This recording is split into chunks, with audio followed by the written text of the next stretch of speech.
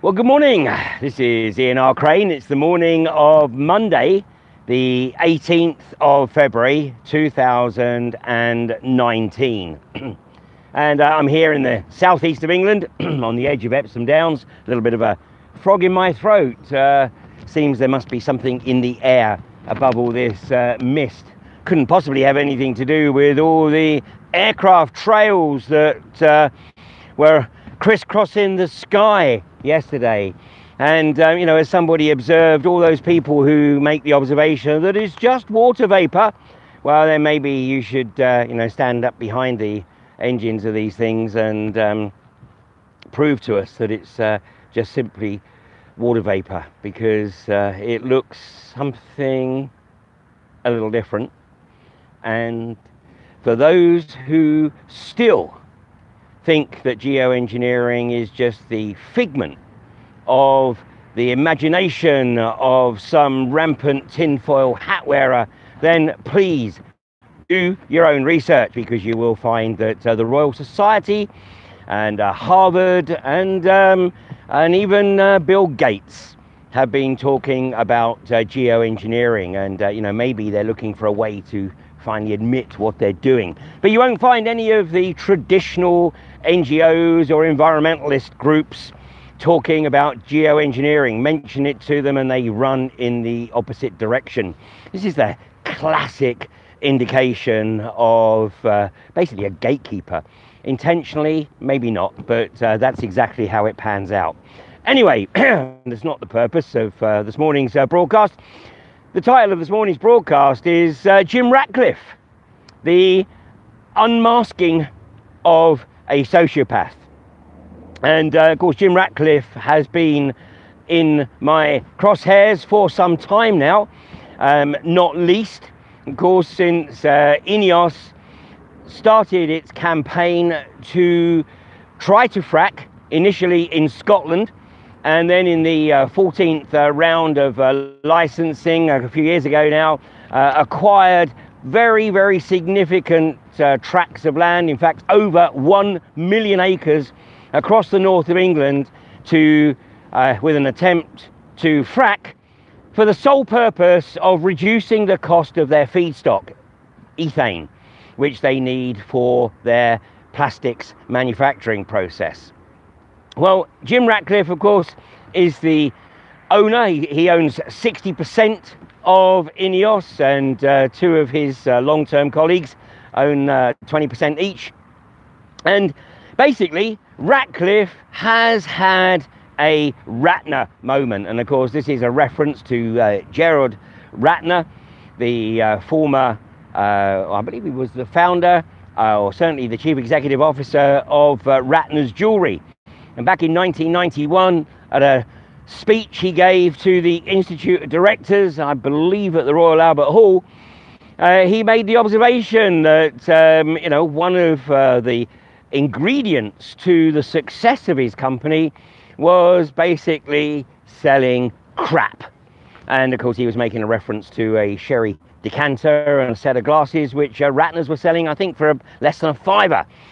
Anyway, that led to a significant drop in the credibility of the company, and not least, of course, the stock price. Well, INEOS doesn't trade on the stock markets because it is a private company, 60% owned by Jim Ratcliffe. And of course, about 9 months ago or so, Jim Ratcliffe was reportedly the wealthiest Briton, the wealthiest man in the UK, with an estimated wealth of some £21 billion.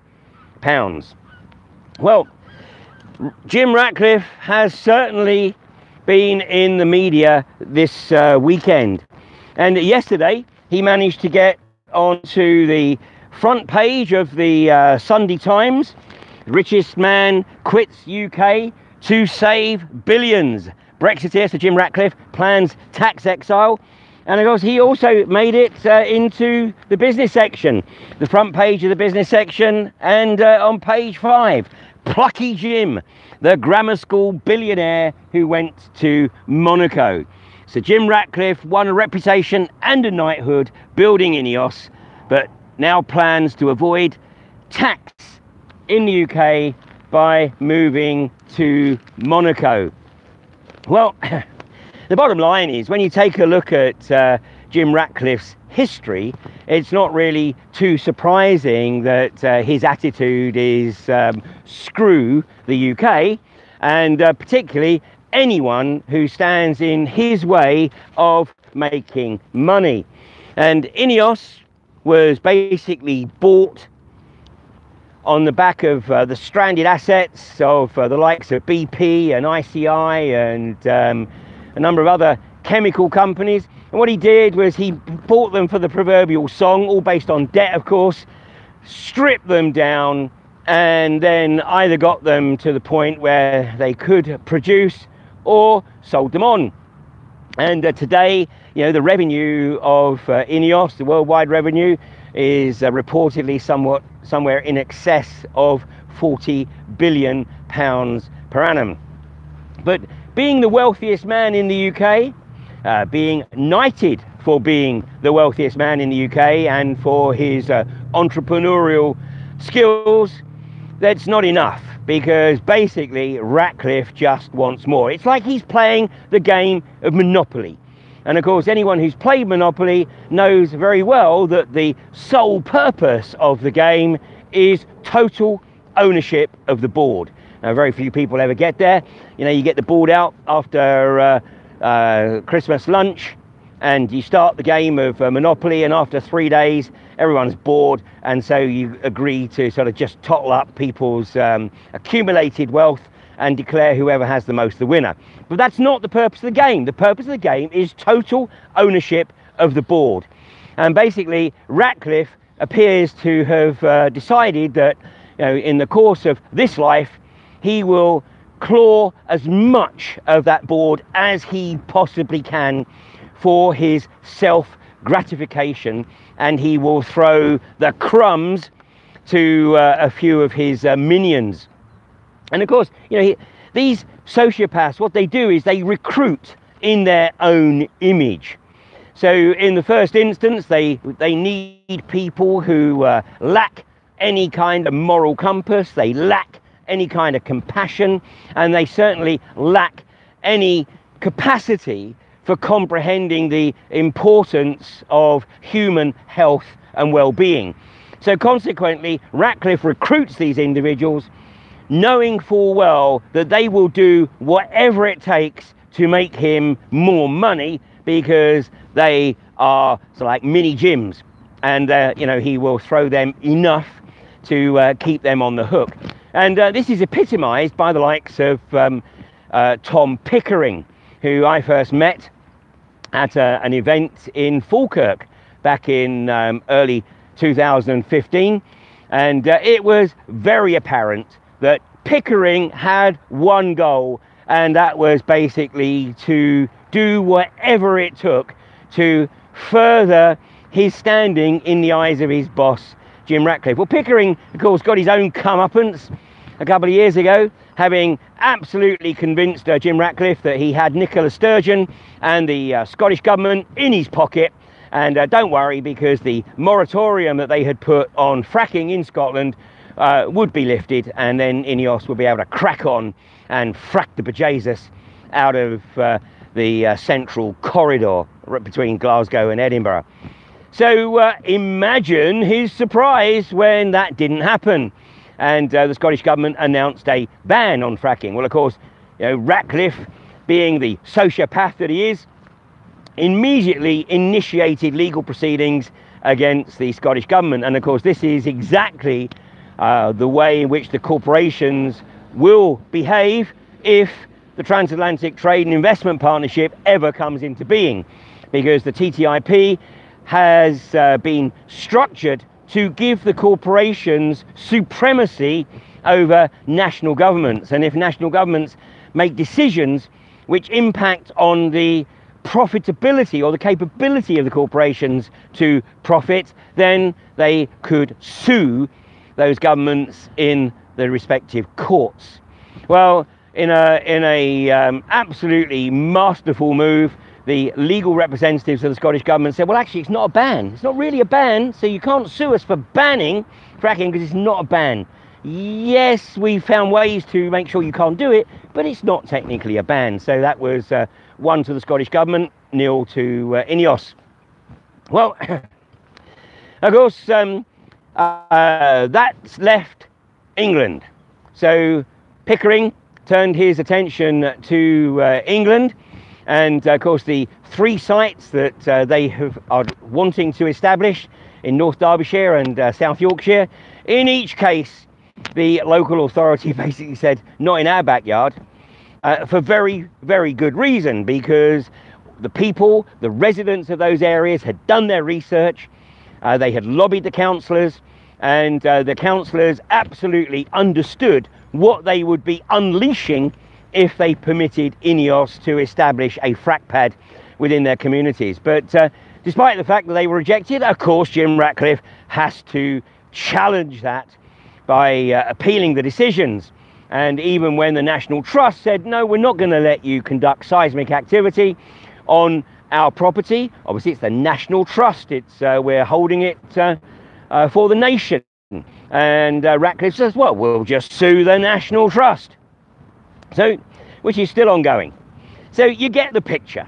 Well, of course, if you cast your mind back, and you know these sociopaths work on the basis that people have short memories, then you've only got to go back to 2013 when Jim Ratcliffe shafted the trade unions and in fact many of the employees at the Grangemouth refinery. Now, he was threatening to shut Grangemouth unless he got a massive bailout from the British government, and also he wanted the employees to agree a significant reduction in pension benefits, which he was able to achieve by bribing them with one-off payments, which I'm led to believe were up to about £15,000. So here's the opportunity: £15,000 in cash now for a reduced pension, or your very nice final salary benefit pension when you retire. Well, enough people took the bribe to enable Ratcliffe to be able to curtail the pension plan, and also he took the opportunity to reduce the power, if you like, of the trade unions. And then in typical sociopathic mentality, Jim and his immediate subordinates then produced a video, and I can't remember what the title of the video was, but it might as well have been How We Screwed Over the Employees of Grangemouth, because it's basically a short documentary of global corporatists literally crowing about how they have shafted their employees, like that should be a training video for other corporations. Well, this is the sociopathic mentality where corporatists have zero concern for the wider community, and they are only interested in their own self-gratification. Now, Ratcliffe did get his bribe from the British government. He got £134 million, and coincidentally, shortly after that, he bought a yacht, the Hampshire 2, for £130 million. And I gather that the running costs of this yacht are £4 million. So the £134 million that he got from the British government effectively paid for the yacht and the first year's running costs. So no doubt other sociopaths in the other corporations were you know, applauding him for that, or maybe they weren't, because obviously with their mentality they would be pissed off that they didn't manage to achieve that for themselves. So the media onslaught continues, and today in the Daily Mail, I mean, you know, it's not often that I'm making the observation that the lamestream media is printing something that is of genuine interest, but here's the, you know, pages 14 and 15, double page spread, the £4 billion insult to Britain. And like I said, you know, these sociopaths, they genuinely believe that they are invincible, And they also believe that everyone is like them, so everyone has their price. So over the last 2 or 3 weeks or so, Jim Ratcliffe has been heading up the campaign to get Greg Clark and Claire Perry, the Secretary of State and the Minister of State for Business, Energy and Industrial Strategy, to review the earthquake limits on fracking, because obviously Quadrilla, Preston New Road, in the space of less than 2 months managed to trigger 57 seismic events. One of the final ones was 1.5, which was at a level which was deemed so significant that they had to call a halt, pending getting a review of the earthquake limits. And so for the past 2 weeks, we've seen a plethora of articles in the media. And of course, we saw that a bunch of geoscientists had apparently offered their support to the Ratcliffe and Francis Egan quest to get the earthquake limit lifted. But of course, it was subsequently, what a surprise, established that these geoscientists were, one way or another, all on the payroll of the oil and gas industry. What a surprise. You know, basically, the salary check has this remarkable capacity to undermine people's moral compass. So, you know, the vast majority of people do what they do with the best of intention.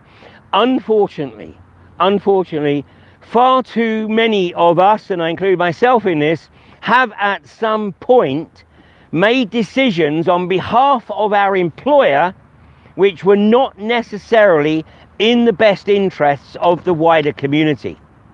Now, some of us eventually reflect on that and decide that, you know, we can't go forward on that basis, and we have to reconsider how we are going to spend our time on this mortal coil. For others, it's simply a case of, oh well, we got away with it, and we got nicely rewarded for making that decision, so we might be prepared to do it again. Well, Ratcliffe clearly believes that Perry and Clark are for sale, and who knows what it is that he's offering them. It's quite possibly the allusion to the prospect. Hang on a second, we've got a block on one of the transmissions there. Right.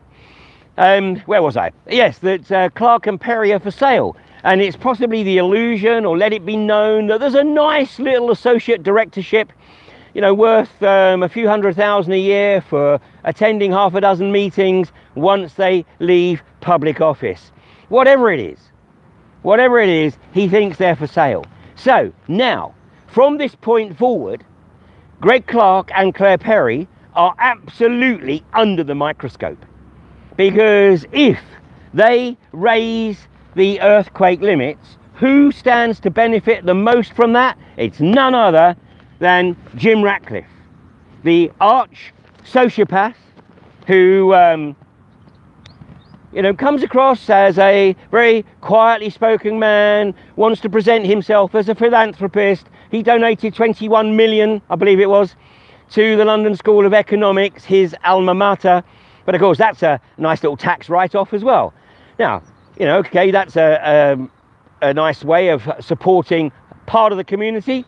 But the bottom line is, Ratcliffe, sitting on a personal fortune of 21 billion, whilst INEOS has similar levels of debt. Of course, in a smaller company, that might be considered to be, you know, misappropriation of funds. But in the world of the sociopathic corporatist, it is nothing more than the way to do business. So anyway, I think Jim Ratcliffe has got it enough in the neck from me right now. We seem to have a bit of a problem with the broadcast on Facebook this morning.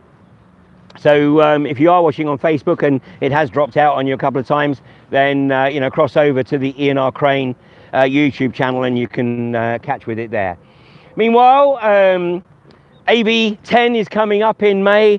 We literally now only have, I think, about a dozen residential tickets still available. So if you're thinking of coming along to AB10 and hooking up with some 300 or so like-minded people who are all of the opinion that something isn't right and something needs to change, then do please consider coming along to AB10. And although I haven't announced the full list of speakers yet, and I won't because there is so much happening, I want to keep a couple of slots open to ensure that we are right up to the minute with our speakers. But I can confirm that Mads Polvik of Denmark, the former banker turned politician who has seen the light from the inside, he understands exactly what the globalist agenda is, and he is determined to stand up, represent the people of Denmark, and will be standing with his party JFK 21 in the Danish elections in late May or June of this year. So I can guarantee it's going to be an absolutely stunning event, stunning speakers, and of course AV conferences are the only events where people have the opportunity to engage with all of the speakers throughout the weekend on a less formal basis. So thanks for joining me today. Do your research on Jim Ratcliffe, on INEOS, on Tom Pickering, and let your MPs, and particularly if you're in devices, then make sure that Claire Perry knows that you're watching her like a hawk, and especially any dealings she has with Jim Ratcliffe or anyone else in the unconventional gas industry. And if you're in Tunbridge Wells, then likewise put the same pressure on your MP, the Secretary of State for Business, Energy and Industrial Strategy, Greg Clark. So, sadly, we have far too many sociopathic global corporatists to be dealing with. And this is why Brexit is so crucial. And I just want to finish today by making the observation that 39 billion is the number being bandied around as the exit payment from the EU. Well, let me just put that in perspective, because if a British billion is being used, i.e. a billion being a million, then 39 billion is 500 million pounds for every man, woman and child in this country. And even if the American billion is being used here, which is 1,000 million, then you're looking at 50 million pounds for every man, woman and child in this country. Just consider how the economy in this country could benefit from an injection of a fraction of the size of that, and how poverty and austerity could be eradicated, and how basically the NHS could be rejuvenated in a heartbeat with a fraction of that 39 billion.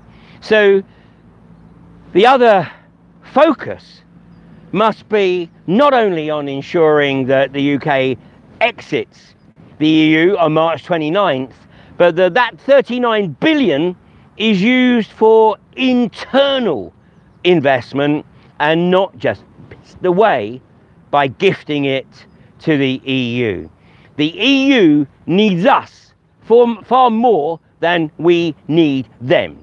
So it's time for the British people to grow a set, to become adults and start taking responsibility for areas of their lives which they've abdicated to narcissists who pretend to be their elected representative.